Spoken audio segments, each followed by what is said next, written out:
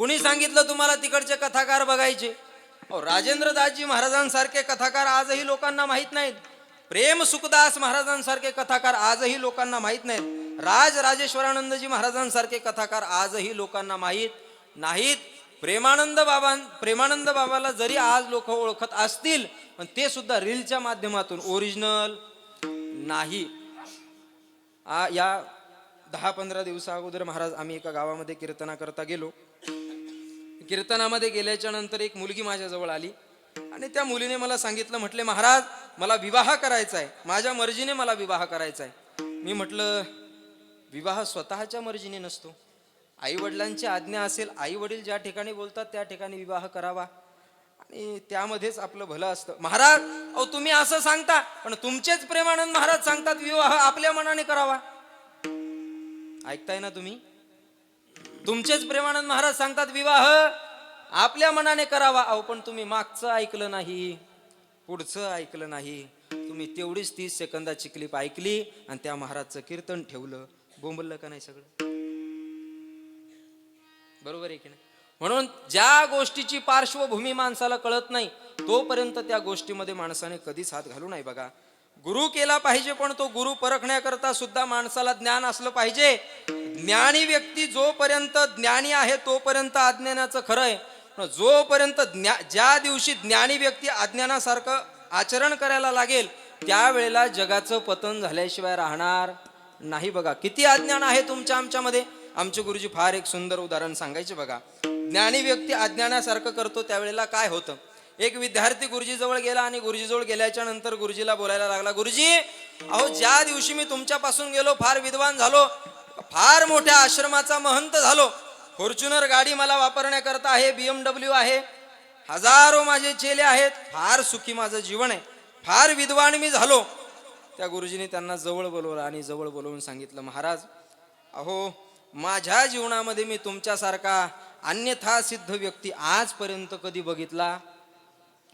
माझ्या जीवनामध्ये मी तुमच्यासारखा अन्यथा सिद्ध व्यक्ती मी आजपर्यंत कधी बघितला नाही. त्याला फार गर्व व्हायला लागला की गुरुजीने मुझे अन्यथा सिद्ध कहा.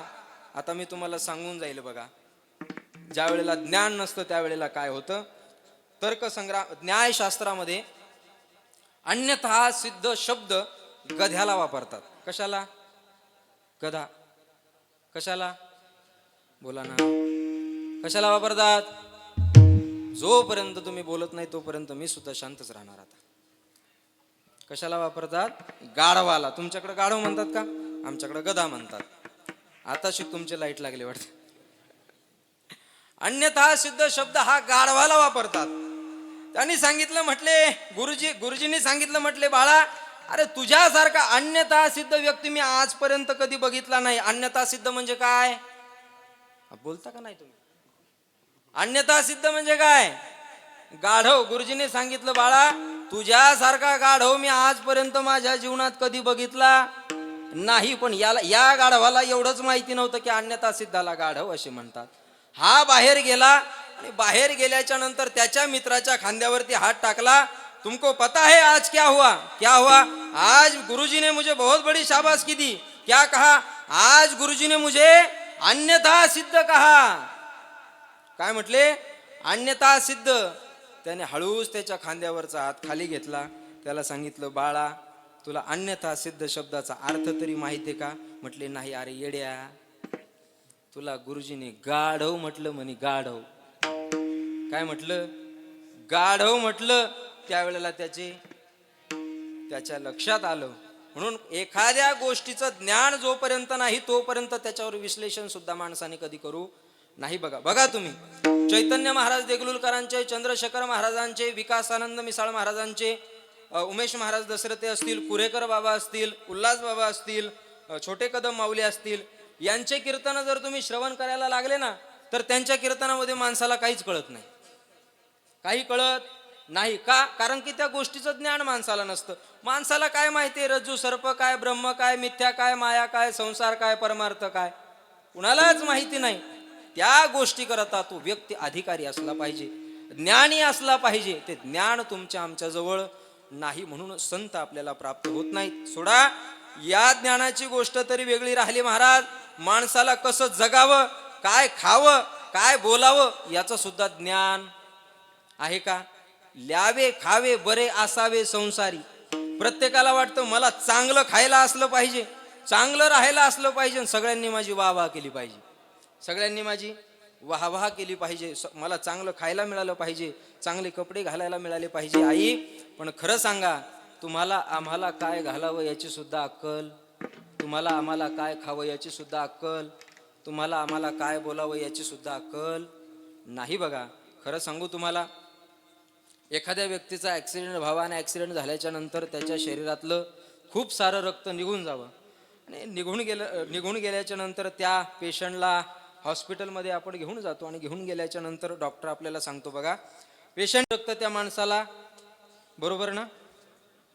असंच करतो ना आपण, तुम्ही बी हो म्हणता बाप्पा, असंच करतो का? असं नाही करत. मग माणसाला माणसाचंच रक्त द्यावं लागतं. बरं फक्त माणसाचं असं चालत नाही. ओ पॉझिटिव्ह, बी पॉझिटिव्ह, डी क्यू सी काय ते असेल ते असे बरेच काहीतरी असतात. त्या कॅटेगरीचं रक्त त्याच व्यक्तीला द्यावं लागतं. त्यावेळेला ते सूट होतं, नाही तर सूट होत नाही. मग जर माणसाचं रक्त माणसाला सूट होत नसेल तर तुम्ही जे नॉनव्हेज खाता, जे प्राणी मारून खाता, त्याच्या शरीरामध्ये सुद्धा रक्त असेलच ना.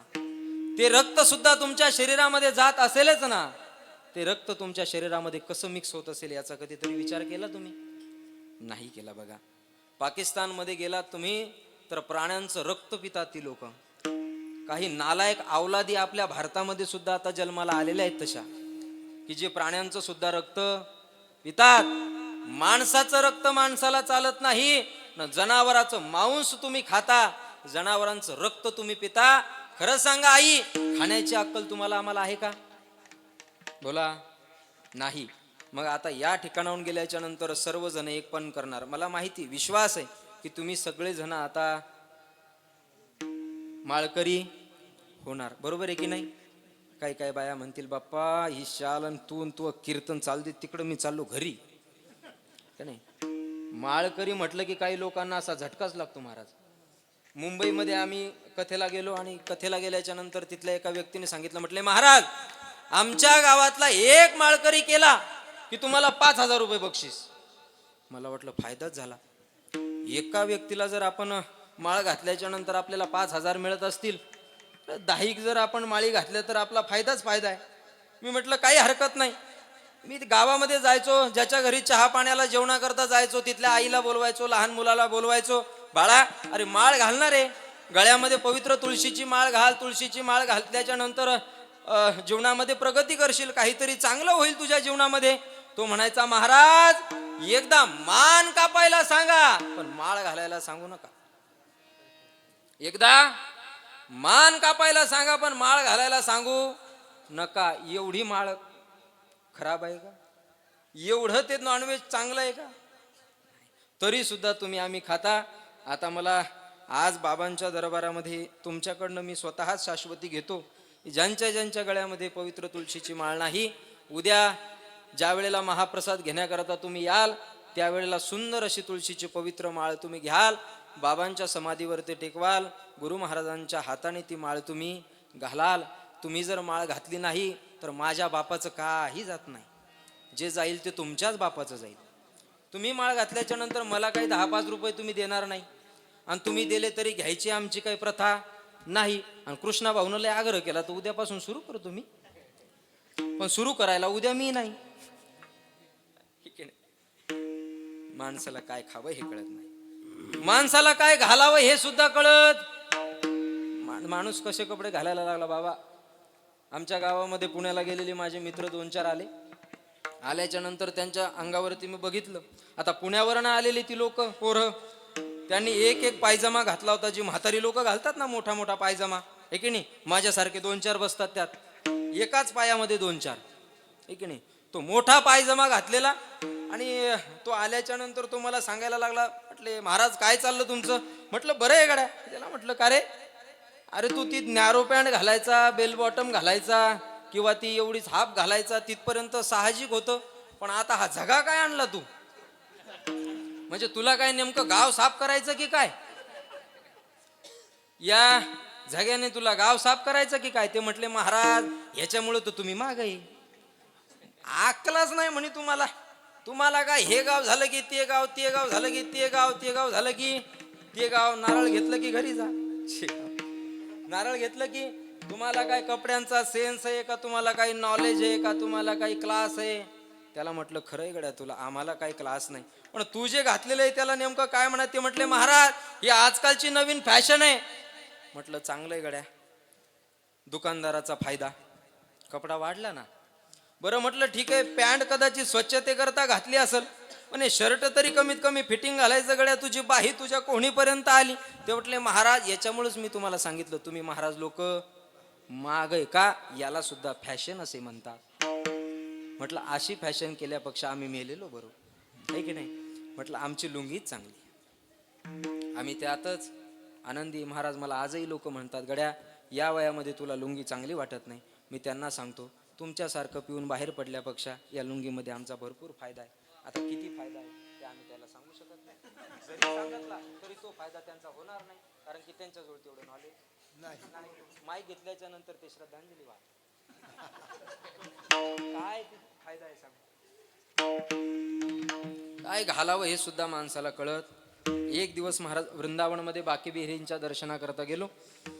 बिहारीजींच्या दर्शनाकरता रांगेमध्ये लागलो आणि रांगेमध्ये लागल्याच्या नंतर माझ्या समोर एक छोटासा बालक, एक मुलगा माझ्या समोर उभा होता. मी सुंदर असं बाके बिहारींचं दर्शन करायला लागलो. नेत्र भरून माझ्या बिहारीजीला बघायला लागलो.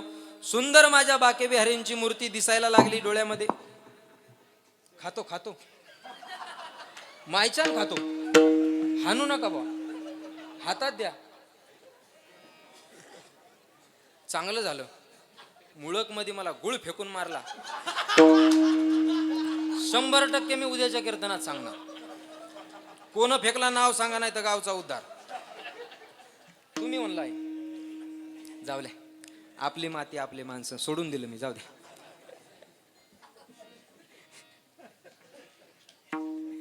बाके बिहारींच्या दर्शनाकरता उभा राहिलो. समोर एक बालक उभा होता. आसवांच्या धारा नेत्रातून व्हायला लागल्या. भाव विभोर मन झालं आणि एवढ्या विभोर मन झाल्याच्या नंतर तो मुलगा माझ्या समोर उभा असलेला वळ वळ वळ वळ करायला लागला. एकदा त्याला थांबवलं, दोनदा थांबवलं, तिसऱ्यांदा जी जोरात त्याच्या कानाखाली वाजवली. वाजवा हो बाबा.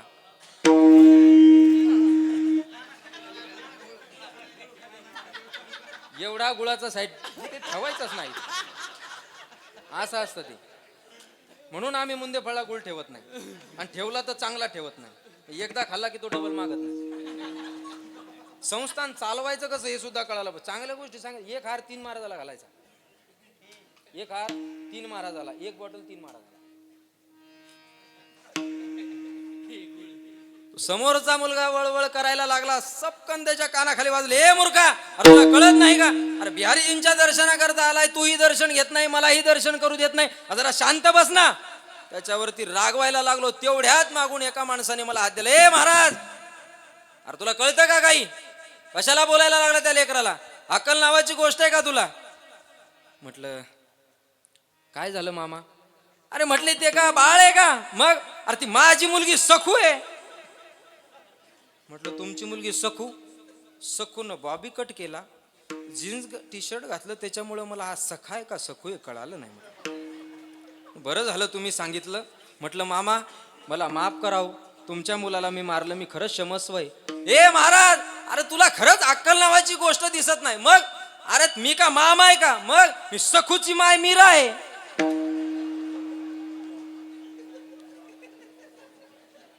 नंतर माझ्या लक्षात आलं प्रोडक्ट में फॉल्ट नहीं है, कंपनी में ही फॉल्ट है. विठ्ठल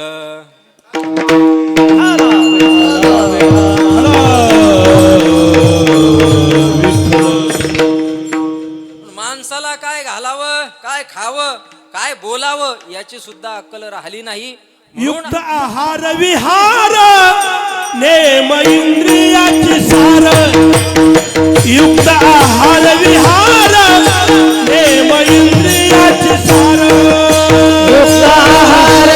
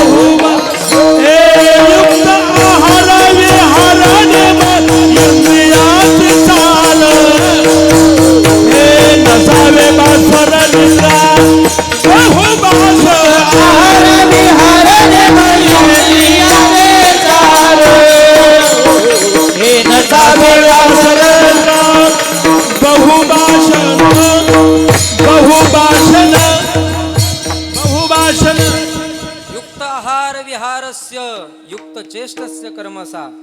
ज्याला खावं काय हे कळालं, ज्याला राहावं कसं हे कळालं, ज्याला बोलावं काय हे कळालं, तो व्यक्ती जीवनामध्ये सक्सेस झाल्याशिवाय राहत नाही, तो संताला प्राप्त केल्याशिवाय राहत नाही.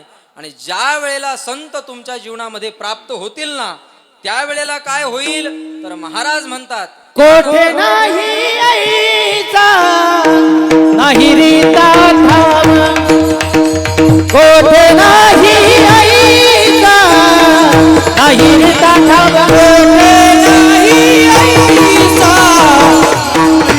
धाम, हो कोठे नाही आईचा रीता धाम, कोठे नाही आईचा नाही रीता धाम, कोठे नाही आईचा नाही रीता धाम.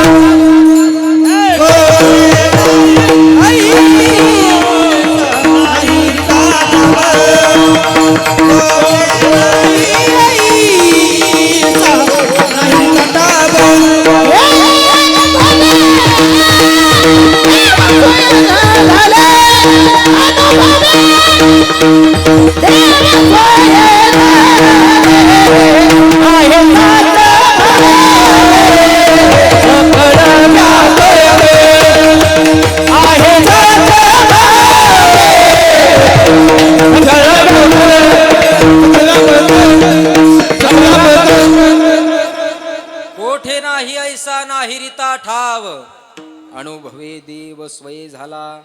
ज्या वेळेला तुमच्या जीवनामध्ये ह्या दोन गोष्टी येतील त्यावेळेला तुम्हाला कळेल, अशी एकही वस्तू नाही, असं एकही ठिकाण नाही, अशी एकही जागा नाही, असं एकही व्यक्ती नाही की ज्या ठिकाणी माझा भगवान परमात्म्याने वास केला, ज्या ठिकाणी माझ्या संतांनी वास केला नाही. आणि ज्या वेळेला ती संत तुमच्या हृदयामध्ये प्रगट होतात, प्रवेश करतात, त्यावेळेला तुमच्या हृदयातली भक्तिमाता प्रसन्न झाल्याशिवाय राहत नाहीत. बघा, माणसाच्या जीवनामध्ये भक्ती असली पाहिजे.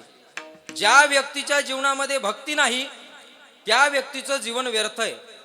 व्यासांनी 17 पुराण लिहिले, एका वेदाचे 4 वेद केले, 6 शास्त्र लिहिले, पण तरी सुद्धा त्यांना आनंदाची प्राप्ती झाली नाही. आनंद प्राप्त कधी झाला? ज्या वेळेला श्रीमद भागवत रूपी भगवान श्रीकृष्ण परमात्म्याचं वाङ्मय प्रतिस्वरूप, श्रीकृष्ण भगवान परमात्म्याचं चरित्र भक्तिरूपी भागवतामध्ये प्रविष्ट केलं, त्यावेळेला माझ्या व्यासांना सुखाची प्राप्ती झाली, सुखाचा अनुभव आला, सुख त्यांच्या पदरामध्ये पडलं. ती भक्ती तुमच्या आमच्या पदरामध्ये पडली पाहिजे.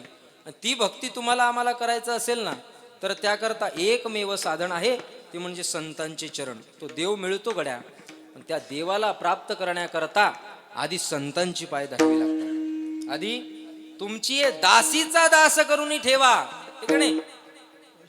दासो तुमची दासीचा दास करून ठेवा, आशीर्वाद द्यावा तया मज. आधी संतांचा दास व्हावं लागतं, त्यावेळेला तो भगवान परमात्मा प्राप्त होतो. संतावीन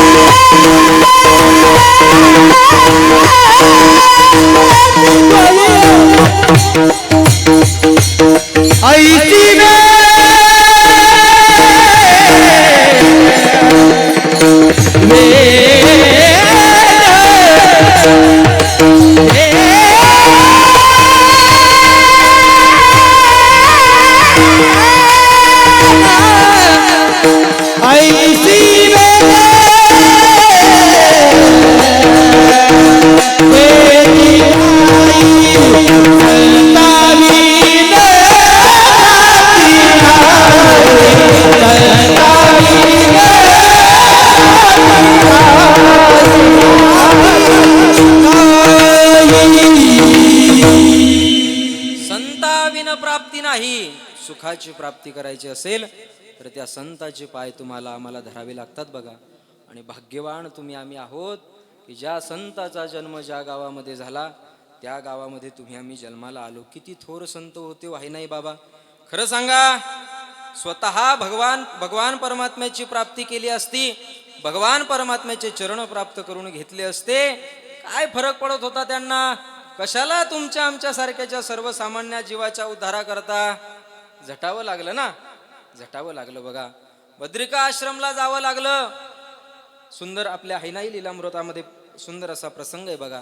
ज्या वेळेला मुळूक गाव सोडून बाबा बद्रिका आश्रमला गेले, बद्रिका आश्रमला गेल्याच्या नंतर बाबांनी 12 वर्ष तपस्या केली आणि तपस्या केल्याच्या नंतर भगवत प्राप्तीच्या दिशेने निघाले. आणि निघाल्याच्या नंतर स्वतःची परमहंस अवस्था त्यांना प्राप्त झाली होती. स्वतःच्या शरीराचं भान त्यांना राहिलं नव्हतं, भगवत स्वरूप झाले होते. असे साधू असणारे बाबा एक दिवस आपल्या आसनावरती बसले आणि आसनावरती बसून विचार केला की आता आपण आपलं शरीराचा त्याग केला पाहिजे. या विचारामध्ये बाबा त्या ठिकाणी आपल्या आसनावरती बसलेले होते. तेवढ्यात त्या ठिकाणी एक साधू महात्मा आला आणि त्या महात्म्याने बाबांच्या डोक्यावरती हात फिरवला आणि सांगितलं, बाळा, हे महात्मा, काय विचार करत आहे? बाबांनी सांगावं, महाराज, जीवनामध्ये जे साध्य करायचं होतं असं वाटतंय की ते आता काही प्रमाणात साध्य झालं. आता या शरीराचा फायदा पुरेसा नाही, मग आता या शरीराचा त्याग करावासा वाटायला लागला. साधूने बाबांना सांगावं, गड्या, अरे स्वतः करता जो जगतो त्याला स्वार्थी म्हणायचं, तो दुसऱ्या करता जगतो त्याला तर संत म्हणायचं ना. तू देवाची प्राप्ती करून घेतली यात नवल काय? ज्या वेळेला तू दुसऱ्याला सर्व काल सुखावह, दुसऱ्याला सुखाची प्राप्ती करून देशील त्यावेळेला तुला संत म्हणणार ना. स्वतः भगवान परमात्म्याची प्राप्ती करून शरीर सोडून चालला, याच्यामध्ये तर पुरुषार्थ नाही. मग आपण जरी गेलो तरी दुसऱ्यांना सुद्धा घेऊन त्या भगवान परमात्म्याच्या पंथावरती चालावं, त्याला खरं संत म्हणायचं. खरं आहे ना, संत दुसऱ्या करता जगतात ना. नदी वाहते ना, दुसऱ्या करता वाहते. वृक्ष फळ देतात ना, दुसऱ्या करता देतात बघा. हे आभाळ पाऊस देतं, मेघराज बरसतात, कुणा करता? दुसऱ्या करता परसतात ना. कधी तुम्ही असं बघितलं का वृक्षांनी स्वतःची फळं स्वतः करता ठेवली? नदीने स्वतःचं पाणी स्वतः आटून घेतलं? आपल्या ढगाने मेघराजांनी पाणी वरच्या वरच थांबवलं? असं कधी झालं का? नाही ना. तसा संत असला पाहिजे गड्या. जगाच्या कल्याणा संतांचा विभूती, जगाच्या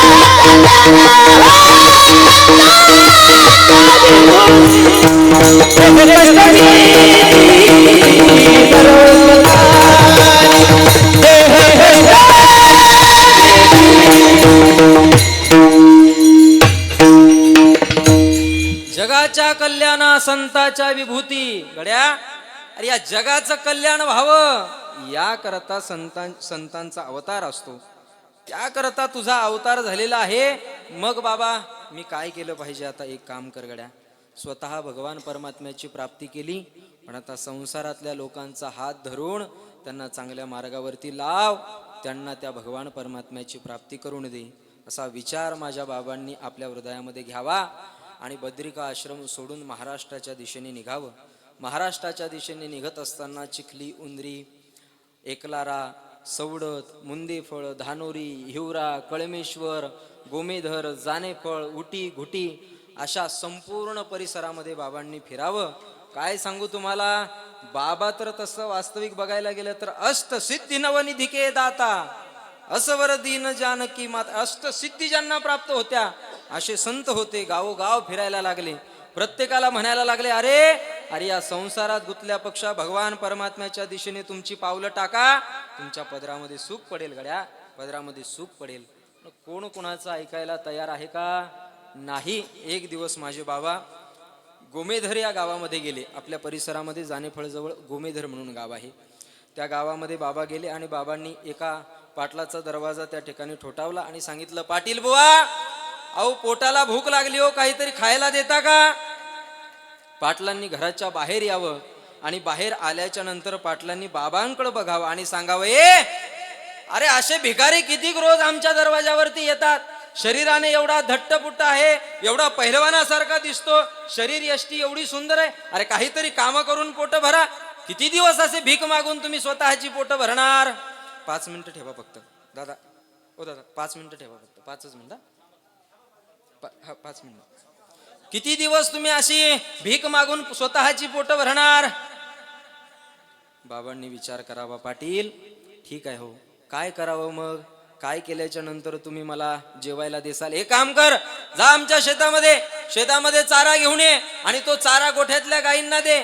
आणि ज्या वेळेला संपूर्ण गायींचे पोट भरतील त्या वेळेला आम्ही तुझ्या ताटामध्ये 2 पोळ्या 2 चपात्या टाकू. बाबांनी शेताकडे जावं. शेतामध्ये गेल्याच्या नंतर छोटासा, तुमच्याकडे काय म्हणतात, भारा का पेंडी, भारा त्या ठिकाणी बांधावा. अगदी एवढासा भारा बाबांनी बांधावा, आपल्या डोक्यावरती ठेवावा. पण काय सांगावं मुळकवासियांनो, एवढं नवल की जो भारा बाबांनी बांधला आपल्या डोक्यावरती ठेवला, पण तो भारा सुद्धा बाबांच्या शरीराला स्पर्श करू शकत नव्हता. एवढं तेज माझ्या बाबांच्या शरीरामध्ये होतं. अगदी एक वीत तो चारा बाबांच्या डोक्याच्या वर घेऊन बाबा त्या गोमेदर गावामध्ये आले. आणि आल्याच्या नंतर संपूर्ण गोमेदरवासी बाबांकडे बघायला लागले, आश्चर्याने नवल करायला लागले की हा साधू नेमका कोण आहे की ज्याच्या डोक्यावरती चारा सुद्धा राहायला तयार नाही? काय महिमा आहे या साधूची? बाबांनी जावं, गोठ्यामध्ये प्रत्येक गाईला चारा टाकावा आणि ती उरलेली पेंडी आणून पाटलाच्या समोर ठेवावी. पाटील बुवा, अहो सगळ्या गायींना चारा आणून झाला, चारा खाऊ घालून झाला. पाटलांनी घराच्या बाहेर यावं, बघावं, किती चारा आणलास रे? पाटील बुवा एवढाच चारा घेऊन आलो.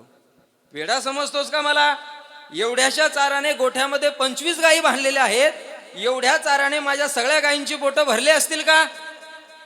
पाटील बुवा तुम्ही जाऊन बघा, तुमच्या सगळ्या गायींची पोटं भरलेली असतील.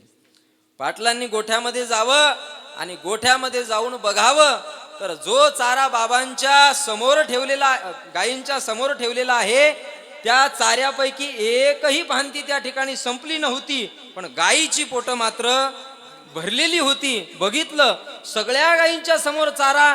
पाटलांच्या डोळ्यातून आशवांच्या धारा व्हायला लागल्या. पाटील धावत बाबांच्या दिशेने आले, पाय पकडले. महात्मा, अहो कोण आहे तुम्ही?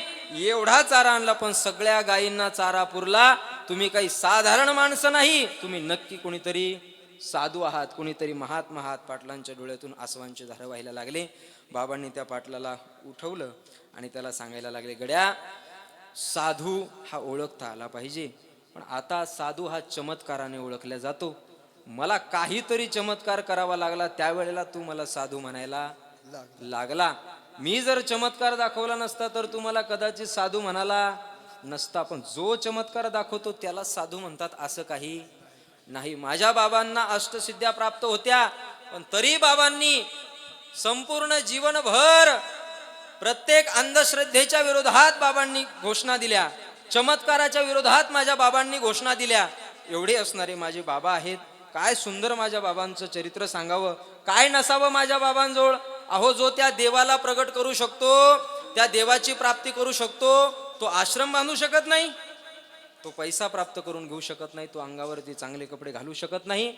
अमळापूरमध्ये ज्या वेळेला बाबा फिरत असताना गेले, त्यावेळेला एक माता माझ्या बाबाच्या जवळ आली आणि बाबाचा हात धरून रडायला लागली. बाबा, मला फार वाईट वाटतं हो, ही लोक तुम्हाला शिव्या घालतात, भिकारी म्हणतात, फुकटचं खाणारा म्हणतात. बाबा, अहो तुमच्याजवळ एवढ्या सगळ्या गोष्टी आहेत, काहीतरी चमत्कार करा ना, काहीतरी एखाद्याला आपल्याला चांगला मोठा आश्रम, काहीतरी अन्नक्षेत्र आपल्या करता उघडा ना. बाबांनी त्या मातेच्या हाताला धरावं, तिला देवीच्या मंदिराच्या समोरच्या नाल्यावरती न्यावं आणि तिला सांगावे, आई तुझे डोळे बंद कर, बघ डोळे बंद कर. त्या आईने डोळे बंद करावे आणि बाबांनी त्या आईच्या डोक्यावरती हात ठेवावा आणि हात ठेवल्याच्या नंतर सांगावे, आई तुझे डोळे उघड. ज्या वेळेला त्या आईने तिचे डोळे उघडले, त्या नाल्यामधून घाण पाणी नाही तर सोनं, चांदी, हिरे, माणिक, मोतींचा त्या ठिकाणी पूर वाहत होता. त्या मातेच्या नजरेमध्ये ते सोनं भरलं. धावत त्या दिशेने निघाली, तेवढ्यात बाबांनी हात धरला आणि तिला थांबवलं. सांगितलं, आई हे बघ, हे सगळं आपल्याला प्राप्त आहे आणि हे प्राप्त असून आपण त्याचा त्याग केला म्हणून लोक आपल्याला संत म्हणतात. काय सगळं सुख आपल्या जवळ आहे, पण ते सुख स्वतःसाठी न खर्च करता इतरांसाठी खर्च करायचं. त्यावेळेला आपल्याला लोक संत म्हणतील. स्वतः सुखाची प्राप्ती केल्याच्या नंतर आपल्याला कोणी संत म्हणेल का? किती कष्ट माझ्या बाबांनी भोगले. खायला पोटभर अन्न सुद्धा नव्हतं, घालायला व्यवस्थित कपडे सुद्धा नव्हते. एक वेळेला माझे बाबा एकलारा या गावामध्ये गेले. शांततेत ऐका, ते वाटताना तिकडे लक्ष देऊ नका, माझ्याकडे लक्ष द्या. ज्या बाबांच्या माथा आपण एवढा आनंद प्राप्त करतोय त्या बाबांचं चरित्र अगदी थोडक्यात सांगण्याचा प्रयत्न करतोय. बघा, एकलारा या गावामध्ये बाबा त्या ठिकाणी गेले आणि गेल्याच्या नंतर तुमच्यासारख्या माता मावल्या, भक्तिमय माता मावल्या त्या ठिकाणी बाबांच्या जवळ येऊन उभ्या राहिल्या. आणि उभ्या राहिल्याच्या नंतर बाबांना विचारायला लागल्या, बाबा आम्हाला सुखाची प्राप्ती तरी कशी होईल? माझ्या बाबांनी त्या माता मावल्यांना आपल्या जवळ बसवावं आणि जवळ बसवून सुंदर असा उपदेश करावा. पण प्रत्येक गावामध्ये काही ना काहीतरी लोक आपल्या भाषेत काड्या करणारे असतात. काही चांगलं कार्य करायला लागलं की ते काड्या केल्याशिवाय शांत बसणार नाहीत. आपण कितीही चांगलं करा, ते लोकांना वाईटच बोलतील. बघा, 4-5 लोक समोर ओट्यावरती बसलेले होते आणि बसलेल्या लोकांनी सांगावं, बघा अहो एवढा हा तरुण असणारा साधू स्वतःला साधू म्हणतो, पण बघा कसा बायामध्ये बसतो. अरे जो बायामध्ये बसतो त्याला काय साधू म्हणायचं का? जो स्त्रियांना जवळ करतो त्याला काय साधू म्हणायचं का? हा साधू नाही तर हा भोंदू आहे. हा भोंदू शब्द माझ्या बाबांच्या कानावरती जावा आणि कानावरती गेलेला शब्द माझ्या बाबांनी ऐकावा. तुरंत त्या ठिकाणाहून उठावं, बाहेर जावं, हातामध्ये त्या ठिकाणी सुरी घ्यावी आणि आपल्या स्वतःचं शरीर कापावं. ही ताकद माझ्या बाबामध्ये होती, म्हणून त्यांना संत म्हणतात. बघा, स्वतःचं शरीर कापलं, ज्या शरीराचं समोर मंदिर झालं, ही ताकद. एवढं सहन माझ्या बाबांनी केलं. बघा, एवढं सहन केल्याच्या नंतर त्यांना संतत्व प्राप्त झालं. शेवटी माझे बाबा त्या ठिकाणी मुंदेफळ या ठिकाणी आले. अनेक चमत्कार माझ्या बाबांनी त्यांच्या जीवनामध्ये केले. पण खरं सांगू का, चमत्काराला नमस्कार न करता माझे बाबा हे माझे आहेत हे ज्या वेळेला तुमच्या हृदयामध्ये होईल ना, त्यावेळेला तुम्हाला सुखाची प्राप्ती झाल्याशिवाय राहणार नाही. बघा, सुख काय आहे? संतांची चरण सुख आहे. सुख काय आहे? संतांचा वास सुख आहे. बाबा काही साधारण नव्हते. दिसायला जरी मानवी शरीरामध्ये असले ना, तरी सुद्धा बाबांनी संपूर्ण भक्तगणांना बोलवावं आणि स्वतःच्या हाताने स्वतःचा समाधीचा खड्डा खोदावा, सगळ्या भक्तांना जेवू घालावं आणि स्वतः संजीवन समाधी घ्यावी. अगदी महाराज जशी माऊलींनी आळंदीमध्ये संजीवन समाधी घेतली, अगदी तद्वत माझ्या बाबांनी मारुतीच्या मंदिरामध्ये जाऊन समाधी लावली आणि त्यानंतर माझ्या बाबांना समाधीमध्ये ठेवून त्या ठिकाणी समाधी. एवढा आगाध माझ्या बाबांचा त्या ठिकाणी महिमा आहे. काय वर्णन करावं? माझ्यासारख्या पामराच्या मुखातून बाबांचं वर्णन करणं शक्य नाही. मला सांगितलं की बाबांचं चरित्र सांगा, पण खरं सांगू का, बाबाचं चरित्राचं वर्णन करावं एवढी माझी वाणी आतापर्यंत तरी तयार नाही आणि मला कल्पना आहे भविष्यात कधीही तयार होऊ शकत नाही. का? कारण की एखाद्या संताचं चरित्र आपण आपल्या मुखाने सांगावं एवढी संत सोपी नसतात. बघा, असे अलौकिक असणारे संत ज्यांनी तुमच्या आमच्या गावामध्ये जन्म घेतला. परम भाग्य आहे माझ्या मुळूकवासियांनो की बाबा तुमच्या आमच्या गावामध्ये आले. काय होतं तुमच्या गावामध्ये? अरे ज्या वेळेला आम्ही सुरुवातीला तुमच्या गावामध्ये आलो त्यावेळेला माणसं सुद्धा बोलायला तयार नव्हते. आज ती माणसं देव झाली. आमच्याकडच्या लोकांना जर विचारलं ना माणसं कशी असावी, तर आमच्याकडची लोक सांगतात मुळूकच्या सारखी. आमच्याकडच्या लोकांनी सांगावं प्रेम कसं द्यावं मुळूकच्या लोकांसारखं, अन्नदान कसं करावं मुळूकच्या लोकांसारखं, कार्यक्रम कसा करावा मुळूकच्या लोकांसारखा. हे मुळूकचं सामर्थ्य नाही. प्रेम देणं, अन्नदान करणं हे मुळूकचं सामर्थ्य नाही, हे सामर्थ्य माझ्या बाबांचं आहे. खरं सांगू तुम्हाला, वास्तविक बघायला गेलं तर संपूर्ण परिवार माझ्या बाबांचा त्या ठिकाणी साधुशाहीमध्ये जगला. बेलेश्वर या ठिकाणी असणारे पूज्य गुरुवर्य ईश्वर भारती बाबांचे जे पुतणे होते, वास्तविक त्यांचं वास्तव्य आपल्या लिंबागणेशचं होतं. लिंबागणेशची त्यांना पाटीलकी होती. श्रीमंत परिवारातले बाबा होते, पण काही वैयक्तिक कारणामुळे, फॅमिलीच्या कारणामुळे बाबांना या ठिकाणी यावं लागलं आणि या ठिकाणी बाबांचे वडील बापूराव गुरव आणि भीमाई या ठिकाणी आली. या ठिकाणी आल्याच्या नंतर उदरनिर्वाह करता काहीतरी असलं पाहिजे. बघा, संतांनी साधं जीवन जगलं असं काही नाही, संतांच्या घराने सुद्धा साधं जीवन जगलेलं आहे. बाबांनी यावं उदरनिर्वाह करता काहीतरी साधन असावं म्हणून माझ्या भीमाईने, माझ्या बाबाने जंगलामध्ये जावं, रानामध्ये जावं, त्या ठिकाणी पानं गोळा करून आणावी आणि ते विणावी आणि ती विणलेली पानं त्या पत्रावली त्या ठिकाणी गावामध्ये विकाव्या आणि त्या विकलेल्या पैशातून त्या ठिकाणी संपूर्ण त्यांचा परिवार चालावा. एवढी बिकट परिस्थिती माझ्या बाबांनी चालली. काही दिवसाच्या नंतर भीमाई मातेच्या उदरामध्ये माझ्या बाबांनी प्रवेश केला आणि पवित्र तो दिवस त्या ठिकाणी आला. आज तुमचं आमचं परमभाग्य आहे की बाबाचा जन्म उत्सवाकरता तुम्ही आम्ही सगळेजण या ठिकाणी उपस्थित आहात बघा. आणि सुंदर असा आनंदामध्ये आपल्याला बाबांचा त्या ठिकाणी जन्म उत्सव साजरा करायचा आहे. पण